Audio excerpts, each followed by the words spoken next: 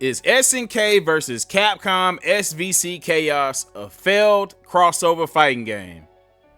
I don't know. That's a good question. Today's video we're reacting to is from a YouTube channel called Guile Win Quote. Shout out to Guile Win Quote.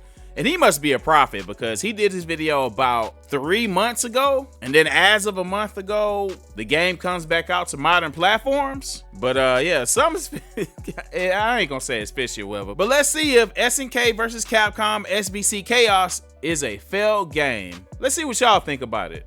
Let's get to it.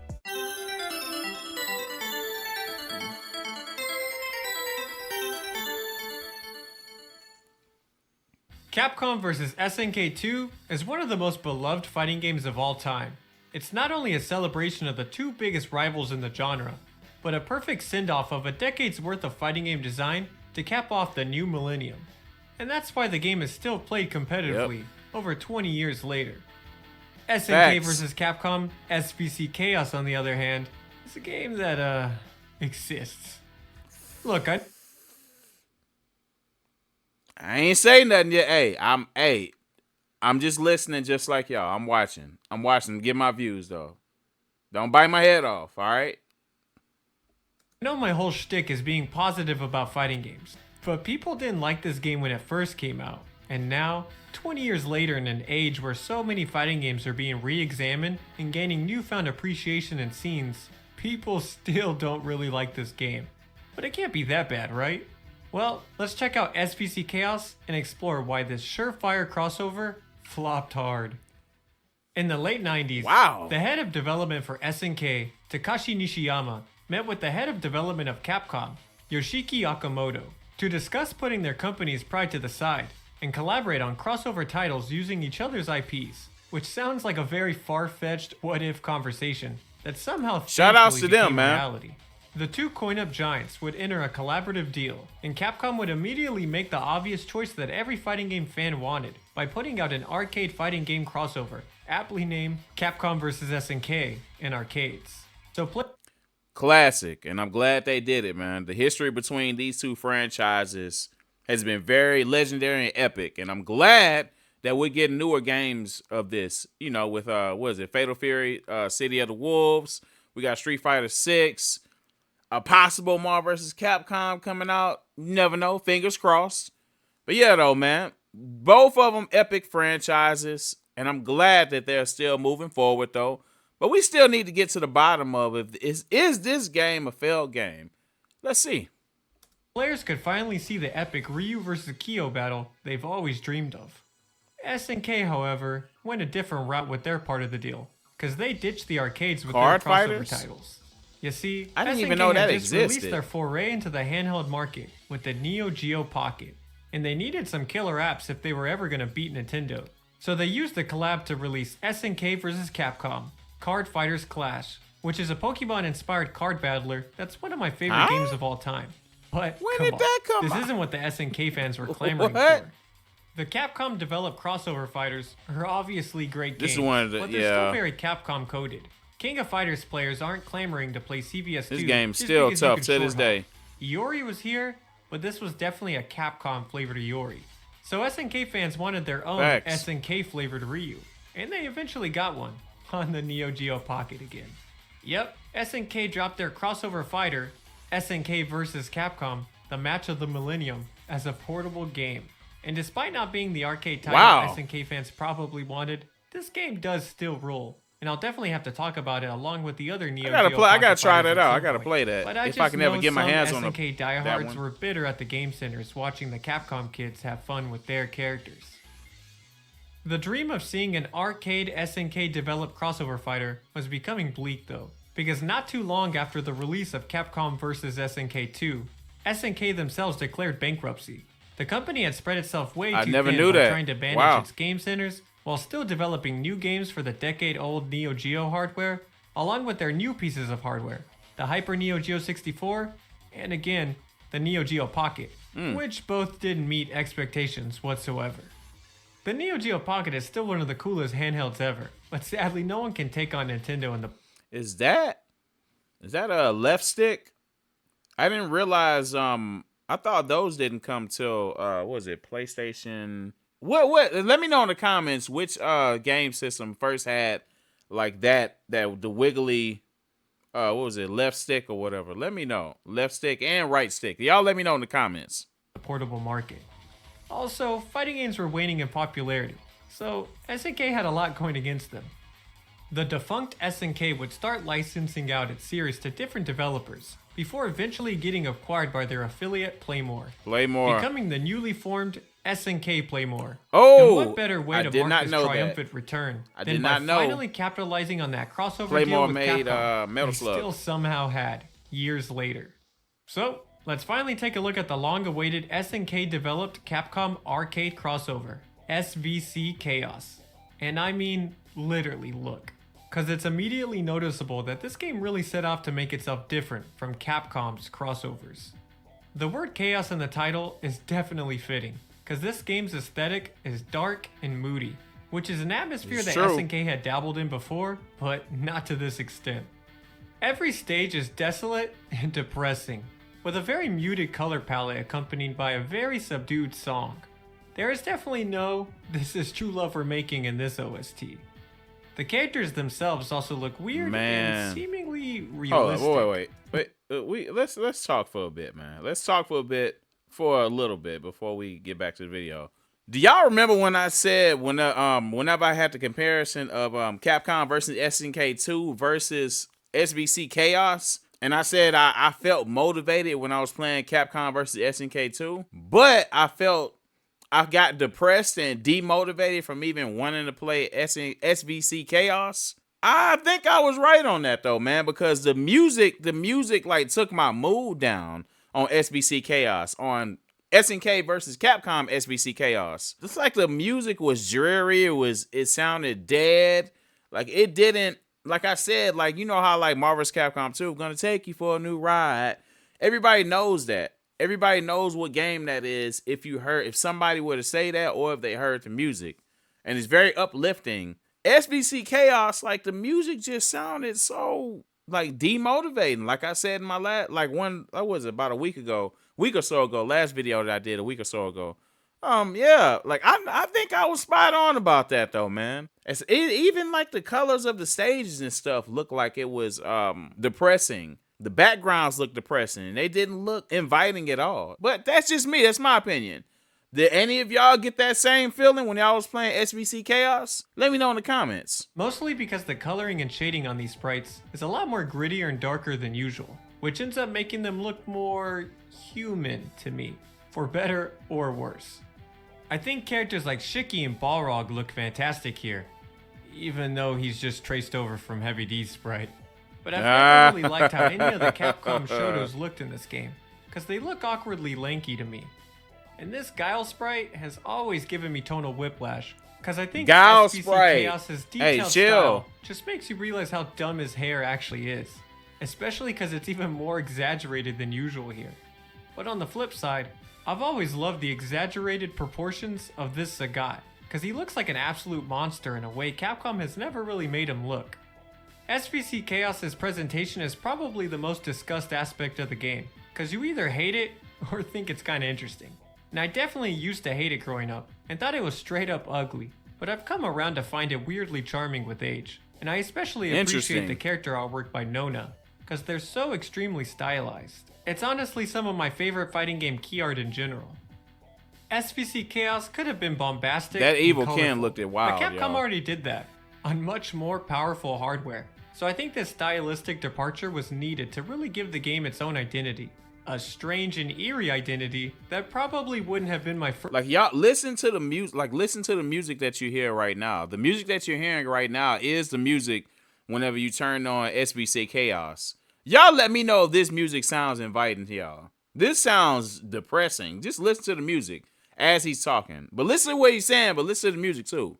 First choice personally, but you can't deny its jarring uniqueness. And I think this different line of thought led to the character choices here as well.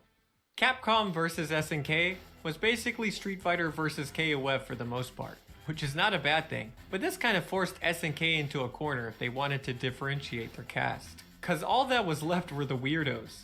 Sure, we still have our King of Fighters staples and basic Street Fighter 2 picks, but we also got characters like Earthquake and Hugo, which are solid B-sides you wouldn't necessarily think of as a first pick in a crossover. That's true. But it only gets better with characters Facts. like Shiki from Sam Show 64 and Tessa from Red Earth, or Mars People from Metal Slug and Firebrand from Ghost and Goblins, and even Princess Athena and Zero, who actually made his fighting game debut here in his GBA design. Zero was tough. Top tier.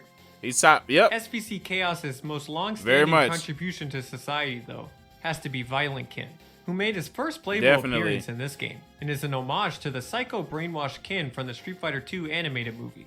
An evil, disturbed version of I one need of to the go most watch popular that. fighting game characters I got it ever saved on my was YouTube. always going to be cool. But the best part about Violent Kin is that he's actually super fun. More Shotos need stupidly strong command dashes. Also, it's kind of crazy that this is technically an SNK character, but he ended up in the Capcom developed Ultra Street That's Fighter wild. 2 14 years later with the same moveset. And he ruled there too, so let's keep bringing this dude back.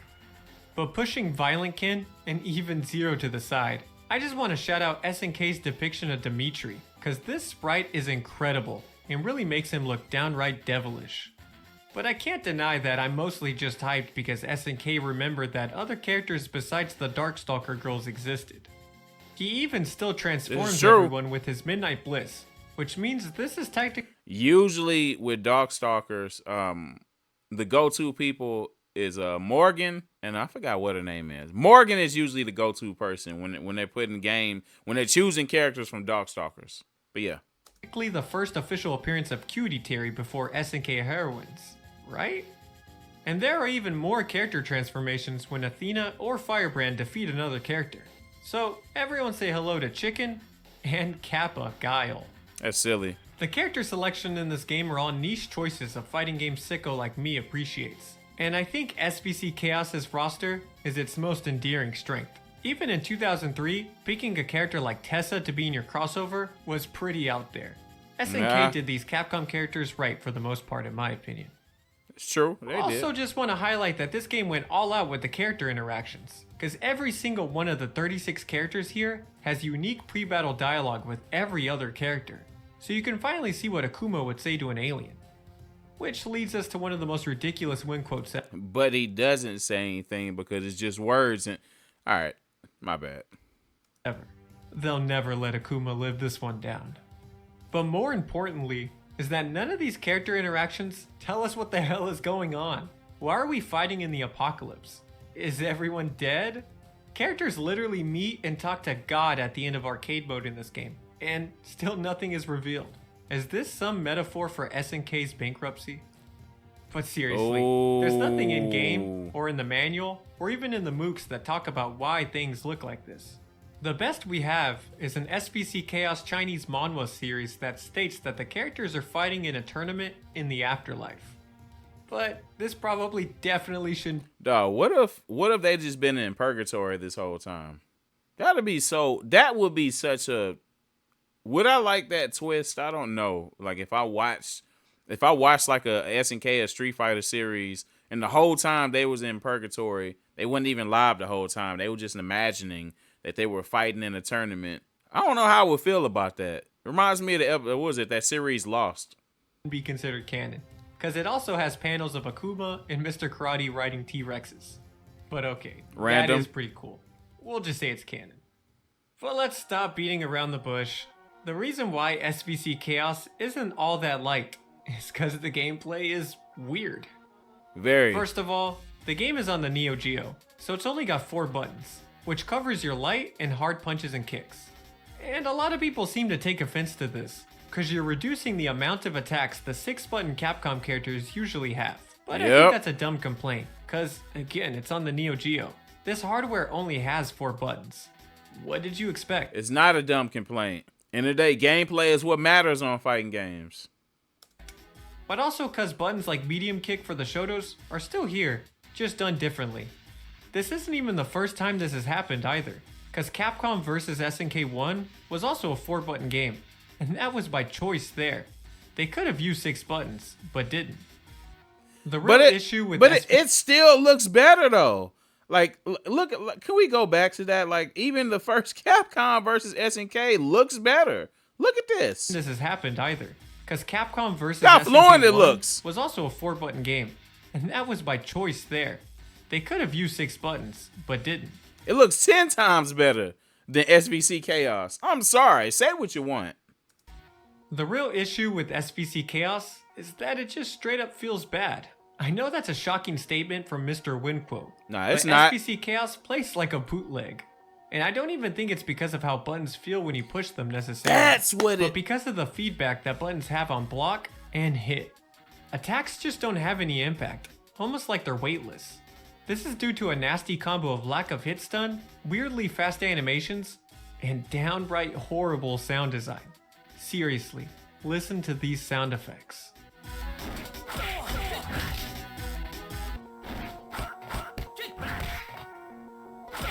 These hits sound downright pathetic, and I don't know. That is the perfect explanation of what this game feels like. It feels like a bootleg game. It feels like a failed attempt of somebody making a Mugen game. Like it doesn't even feel real. Like it doesn't feel as fluent as most fighting games. Like you see how Alpha plays, you see how other games play. It just doesn't feel good to play. That's crazy he said that though. That's kind of the vibe I got.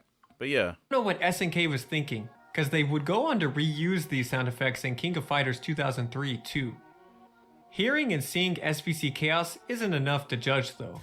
All it takes is playing one round of this game and you'll instantly realize something is a bit off here.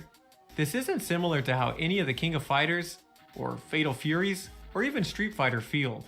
This game it feels cheap bad and hollow. It doesn't Also, feel good. This is just a random personal gripe, but it has always driven me nuts that multi-hit supers in this game seem to have all of the damage in the first few hits and then scale back hard at the end. Look at this life bar. It's true. Doesn't that just look awkward? But it's not all a lost cause, because SVC Chaos does have some interesting ideas. SNK ditched running for dashes, and I really like them in this game. They feel nice and snappier than Capcom dashes, and you can cancel the dashes with buttons, which always rules. The main defensive mechanic of the game is also tied around dashes, because while you're in block stun, you can cancel into a dash with some invulnerability to start or punish pressure. The other cool idea is tied to the super bar.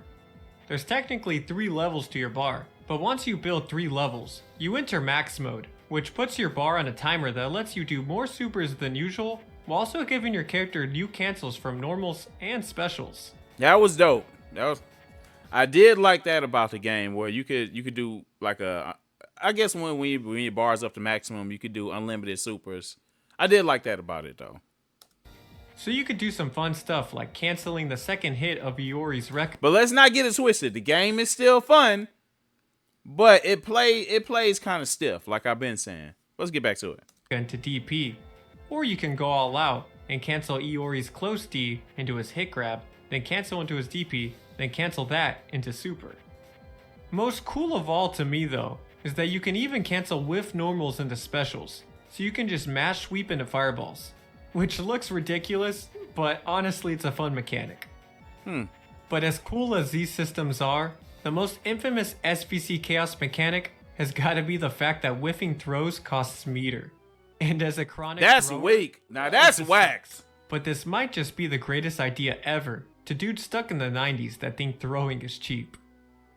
So good or not so good ideas aside, the general weird feeling of SVC Chaos just can't be shaken How off. is a throw? And that's like, besides why the would they fact do that that competitively, the game is pretty busted too. The top tiers are very dominant and even have infinites. And this isn't helped by the fact that the boss characters are legal in most tournaments for the game, which I gotta respect, because if you're grinding this game out seriously, you might as well be playing Shin Akuma and Orochi Iori. Pretty much. While I still don't think this game is my cup of tea, I have grown fonder of it, and I do see why others appreciate the chaotic mess. Despite all of its flaws, this game is still more active on Fightcade than most of the games I talk about on this channel, especially in South America. But it's not hard to see that SVC Chaos was a victim of SNK's dire finances at the time. They had literally just escaped bankruptcy and an exodus of their talent leaving the company. and thought that an easy win for them to recoup money was to dust off their contracts with Capcom that they probably didn't have much time left on anyways, only to be met with mediocre sales and bad fan and critic reception. I can only imagine what kind of game we could have gotten if SNK had pushed out an arcade fighter during the late 90s, instead of focusing on their portable titles. But we got what we got, and maybe it's more interesting this way. Not mad at it though. Despite all that I've said, SVC Chaos is easily accessible to play nowadays, so I'd still give it a shot. Cause at worst, you'll learn more about what you don't like in a fighting game, and it's crazy because this is why I was saying that he must have been a prophet or something, because SVC Chaos is now on modern platforms, PS5, Steam, and Nintendo Switch. But let me give you my thoughts real quick. All right, here are my thoughts. Is SNK versus Capcom SVC Chaos a failed game? I would say it's debatable. It's apples and oranges. If we're talking, for me, if we're talking about from a gameplay perspective and how it feels, yeah, it's a failed game. Definitely is. It failed at delivering compared to all the other fighting games that Capcom and SNK has. Is it a fail? I guess like sale wise and stuff. I don't know. I gotta go check into that. But again though, I mean, people are still playing it right now. It is a fan favorite game. And it's a fun game to play. I knew I was spot on whenever I said that it felt demotivating playing it and I felt depressed playing it because of the music. Music is very important when it comes to video games because it sets the tone with how you feel when you playing it. Music controls emotions, it controls the mood. You can't watch a movie without music in it. You can't watch it without music in it and not have a certain feeling. A horror movie isn't going to feel scary without the sound effects, the sounds, the music. It's not gonna feel scary that way, you know? A Disney movie isn't gonna feel sad without the sad music in the background. It's not gonna feel happy at the ending without the uplifting music and the winning triumphant music. So yeah, the music definitely mattered in SVC Chaos, and I felt demotivated playing it. And not to mention that the gameplay was stiff. Still a fun game, and I still play it, but I'm not sure if it's a failed game. To my standards, it's a failed game to my standards, but it's still fun to play.